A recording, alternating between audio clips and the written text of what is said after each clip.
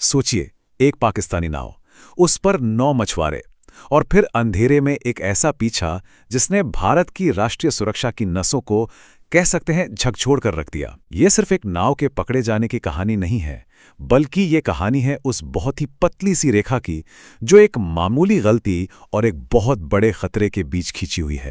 तो सवाल ये उठता है कि आखिर अरब सागर में पकड़ी गई एक मामूली सी नाव अचानक से अंतर्राष्ट्रीय सुर्खियों में क्यों आ गई? देखिए, इसका जवाब सिर्फ उस नाव में नहीं है। जवाब छिपा है उस जगह पर जहां उसे पकड़ा गया, और सबसे जरूरी बात, जिस तरह से उसने कोस्ट गार्ड की चुनौती का जवाब दिया। तो कहानी शुरू होती है एक अंधेरी रात से। इंडियन कोस्ट गार्ड की एक टीम अपने रूटीन गश्त पर थी, और तभी उनकी नजर पड़ती है अल मदीना पर, जो भारतीय सीमा के बेहद करीब कुछ संदिग्ध तरीके से घूम रही थी। अब देखिए, ये कोई आमना सामना नहीं था। जैसे ही इंडियन कोस्ट गार्ड ने नाव को रुकने का इशारा किया, अल मदीना ने एक बहुत ही खतरनाक खेल शुरू कर दिया। वो रुके नहीं, बल्कि उन्होंने अपनी रफ्तार बढ़ाई और सीधे पाकिस्तान की तरफ भागने की कोशिश की। और बस यही वो एक हरकत थी जिसने शक की सारी घंटियां बजा दी।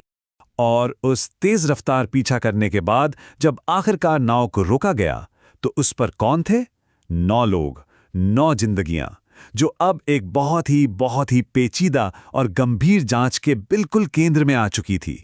तो अब कहानी का रुख समुद्र से जमीन की तरफ मुड़ता है। इस नाव और इसके पूरे क्रू को पोरबंदर लाया जा रहा है, जहां अब हर एक सुराग, हर एक तार की बहुत बारीकी से पड़ताल होगी।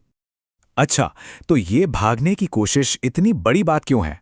मतलब हो सकता है वो सिर्फ डरे हुए मछुआरे हो, है ना?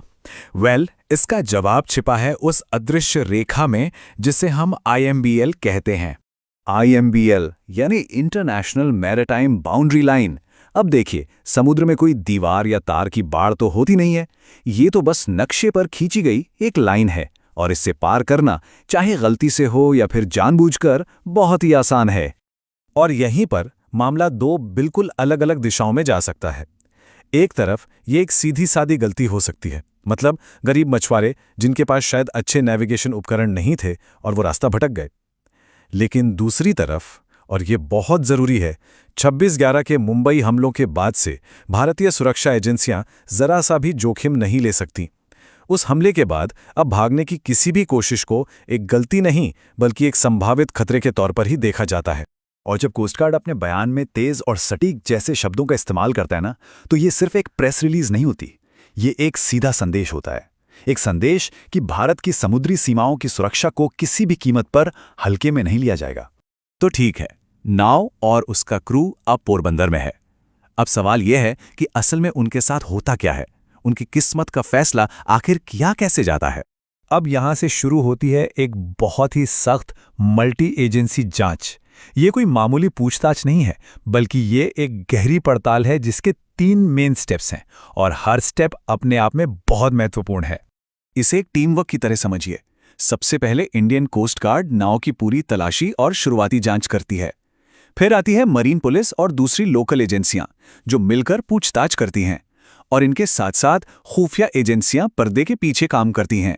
वो ये पता लगाने की कोशिश करती हैं कि कहीं इस मामले के तार किसी गहरी साजिश से तो नहीं जुड़े हैं।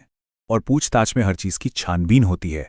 मतलब उन्होंने सीमा क्यों पार की, उनका मछली पकड़ने का असली रूट क्या था, क्या उनके GPS में कुछ छिपा हुआ है, उनके फोन में किसके नंबर हैं, कोई पुरानी गिरफ्तारी का रिकॉर्ड तो नहीं है। हर छोटी से छोटी डिटेल की परतें खोली जाती हैं ताकि सच सामने आ सके। और इस पूरी जांच का जो भी नतीजा निकलेगा ना, वो इन 9 लोगों के भविष्य को 2 बहुत ही अलग अलग, एकदम जुदा रास्तों पर ले जाएगा। तो उनके सामने 2 रास्ते हैं। पहला रास्ता, अगर जांच में यह साबित हो जाता है कि वो सिर्फ मछुआरे हैं जो गलती से सीमा पार कर गए, तो मामला एक सामान्य अवैध मछली पकड़ने का बन जाता है। उन्हें सिविलियन डिटेनी माना जाएगा, और फिर डिप्लोमैटिक चैनल्स के जरिए कुछ महीनों या साल भर में शायद उन्हें वापस उनके देश भेज दिया जाएगा। लेकिन अगर जरा सा भी शक हुआ कि उनका इरादा कुछ और था, तो मामला सीधा केंद्रीय एजेंसियों के हाथ में चला जाएगा, और फिर उन्हें एक लंबी कानूनी लड़ाई और एक अनिश्चित भविष्य का सामना करना पड़ेगा। तो चलिए वापस अपने सबसे पहले सवाल पर आते हैं और ये समझने की कोशिश करते हैं कि आखिर अल मदीना का यह मामला बाकी मामलों से अलग और ज्यादा गंभीर क्यों माना जा रहा है। तो क्या है जो इस केस को इतना सीरियस बनाता है?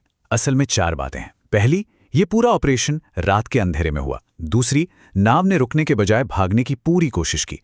तीसरी, ये घटना उस बेहद संवेदनशील समुद्री सीमा के बहुत करीब हुई। और चौथी और सबसे अहम बात, ये सब उस समय हुआ जब भारत अपनी तटीय सुरक्षा को लेकर पहले से ही हाई अलर्ट पर है। जब ये चारों बातें एक साथ मिल जाती हैं तो ये कोई रूटीन केस नहीं रह जाता। तो आखिर में ये पूरा मामला हमें एक बहुत बड़े सवाल पर लाकर छोड़ देता है। एक मछुआरे की अनजाने में हुई गलती और एक राष्ट्र के लिए सुरक्षा के खतरे, इन दोनों के बीच की वो महीन सी रेखा असल में कहाँ खींची है। अल मदीना की कहानी सिर्फ एक नाव की नहीं है, ये कहानी है दो देशों की जो उस खतरनाक और अदृश्य रेखा पर लगातार चल रहे हैं।